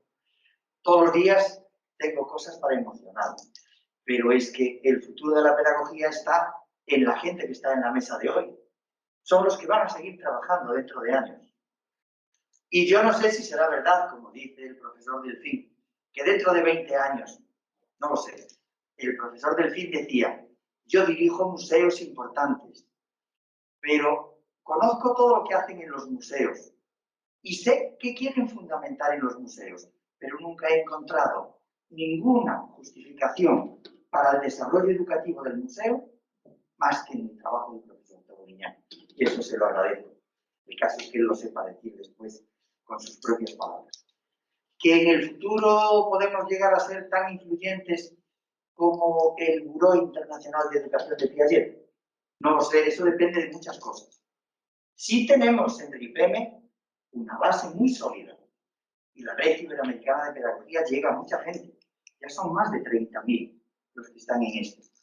Pero si puedo decir una cosa muy en serio.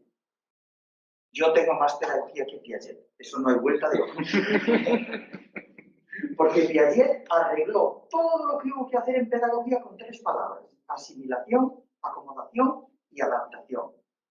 Y yo le pregunto a Piaget, ya en el primer libro que escribí sobre teoría de la educación como objeto de conocimiento, a finales de los 80.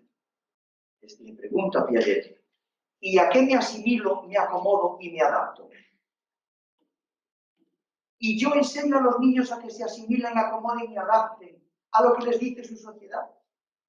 O yo genero que las personas puedan cambiar y, si así lo deciden, adaptarse o modificar o transformar. Y eso se puede hacer desde la pedagogía. Y el primer día decíamos, hay futuro para la pedagogía y hay pedagogía del futuro. Y desde luego es en las disciplinas aplicadas donde encontramos el futuro de la pedagogía. Los museos, lo socioidentitario, el cine, la cultura como tal, la música, cualquier actividad concreta que forme parte de las áreas de experiencia cultural es la base para la educación. No hay manera de educar sin áreas de experiencia cultural. ¿Pero cuáles? Las que aparecen en el currículum formal de las escuelas, que han sido creadas por una serie de personas que gremialmente consideran que lo que ellos han hecho es lo que la sociedad tiene que defender. Tenemos que saber geografía, tenemos que saber historia, tenemos que saber literatura. Pero los niños tienen que aprender eso, ¿no? Que no son profesionales en pequeñito, que son niños que se educan y tienen que desarrollar sus competencias. Y solo se desarrollan si somos capaces de movilizar su actividad común, interna y externa. Y desde ahí construimos. No hay otra manera. Lo otro no sirve. Y esta mesa, porque hemos hecho 3 hasta ahora. La primera era sobre el proyecto de vida. El proyecto de vida tiene que ver con el sentido que uno le da a sus acciones. La segunda mesa es el bienestar, que es la que tiene que ver con lo que uno sabe operativizar. Porque el bienestar, ¿qué es? ¿Qué hago yo para conseguir el bienestar? Tenemos que construir procesos. Tenemos que construir metas. Pero nada de eso sirve si no construimos cultura. Esta es la mesa del problema pedagógico de la cultura. Y lo que tiene en común todo lo que aquí se dice es que la cultura es algo que puede ser transformado en educación. La cultura no es educación, pero toda cultura puede convertirse en educativa. ¿Cómo? Porque la cultura utiliza las matrices de significado. No hay más que eso. Y entonces no nos basta con ejecutar una acción. La comprendemos y la interpretamos. ¿Dónde aprendemos a interpretarla? Cuando usamos a través de la educación la posibilidad de generar sensibilidad espiritual, creativa, en cada niño, frente a un cuadro, frente a un libro, frente a un sonido, frente a algo que es simbólico para su territorio. Y eso es lo que corresponde al nivel fundamental de la dimensión de creatividad. La pedagogía aplicada tiene toda la fuerza hoy en el desarrollo de este aspecto, el que afecta a la sensibilidad espiritual creadora. Y no se hace con las áreas culturales tradicionales. Mejor dicho, se hace con las áreas culturales de siempre, pero utilizándolas para educar, no para aprender los contenidos de esas áreas. Y eso es lo que nos está haciendo. Y por eso tendremos otra mesa más donde vamos a cuestionar incluso el currículum que hay. Pero tenemos que llegar. Lo importante de hoy es, hemos llegado a entender que construimos cultura y que todas las personas tienen que estar moviéndose en las interpretaciones y entender las matrices de significado de su mundo. Y esto no es posible sin la educación. Pero la pregunta fundamental para las aplicaciones es, ¿y todo eso me lo va a dar la escuela? Pues no es posible. Sabremos que hay valores comunes, valores específicos, valores especializados profesionales. Pero no hay manera de que esto se consiga en la escuela. El sistema educativo no es el sistema escolar. El sistema educativo implica a la escuela, implica a los padres, implica a la sociedad en general e implica a las instituciones, sean museos o sean otra cosa. Asociaciones de padres. Grupos de tercera, cuarta, quinta edad, edad de oro, me da igual. Clubes sociales de personas jubiladas. Son grupos folclóricos. Todo eso tiene que ver con el sistema educativo. Por eso es tan difícil, si queremos hacer una política en serio, que un ministerio sea de educación y no de cultura y educación. Aunque pueden separarlos. Pero si dejamos solo educación, una gran parte de la posibilidad educativa de una sociedad está siendo cercenada. Porque el ministro de Cultura no dejará que el ministro de Educación le diga lo que tiene que hacer. Y la ministra de Cultura querrá decirle al de Educación cómo se invierte en cine. Y el de Educación, la ministra de Educación, le dirá, mira tú, ministra de Cultura, para ti eso es hacer cine. Para mí eso no es desarrollar la sociedad que tenemos. Así que este problema está ahí. Y esto es lo importante. Cultura y educación. Y la cultura son matrices de significado. Y la educación forma en las matrices de significado. Prepara a las personas para eso. Experiencia cultural, siempre. Pero recordad, los ejes matriciales de la creatividad, conseguir sensibilidad espiritual creadora, supone entender que hay un eje matricial socioidentitario. Otro eje matricial de creatividad es científico-tecnológico. Otro es artístico. Y otro es popular y de masas. ¿Por qué en historia del arte en la escuela solo se trabaja con historia del arte? Y el arte se reduce a arquitectura, escultura y pintura. ¿Y qué pasa con todas las artes? Cultura popular y de masas. ¿Y qué pasa con una música de Michael Jackson? Pero si la gente es más sensible a eso, ¿por qué no lo utilizamos para transmitir los valores educativos? Ah, ¿Quieres convertirte en un especialista de la historia del arte? Vete a la universidad y prepárate profesionalmente. Pero yo, como niño, no tengo que saber todo eso. Pero puedo ser sensible y espectador crítico y activo de lo que hay que hacer. Así que habéis puesto el dedo en la llaga de los problemas fundamentales para construir cultura. Habrá política cultural, pero tiene que haber pedagogía. Y la pedagogía exige prestar atención al desarrollo de las matrices culturales de la creatividad, en los 4 frentes. Y eso no significa elegir ante los niños cuál es su sentido de vida, cuál es su nivel socioidentitario, pero sí que intentará la sociedad decirle: tú no eres gallego, porque no hablas como yo digo. Tú no eres esto, porque no hablas como digo yo. Pero la censura no es la educación, aunque exista. Bueno, felicidades. Me ha gustado mucho hoy la mesa. Gracias.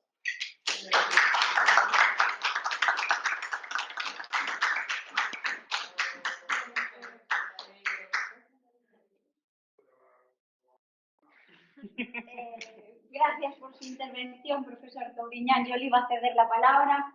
En último lugar, en señal de honor, porque intuía que nadie después de usted iba a continuar el debate. Por eso me tenía todo ahí atado.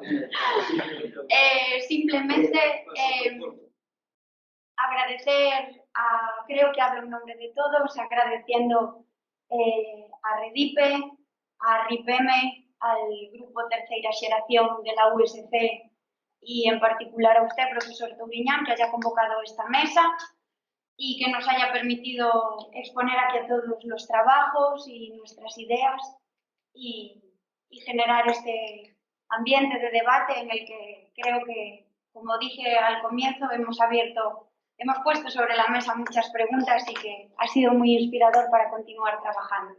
Y gracias a todos por vuestras intervenciones.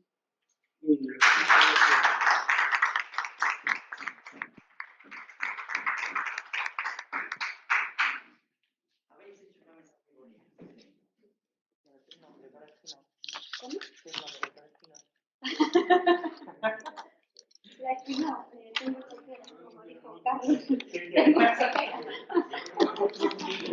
chequera.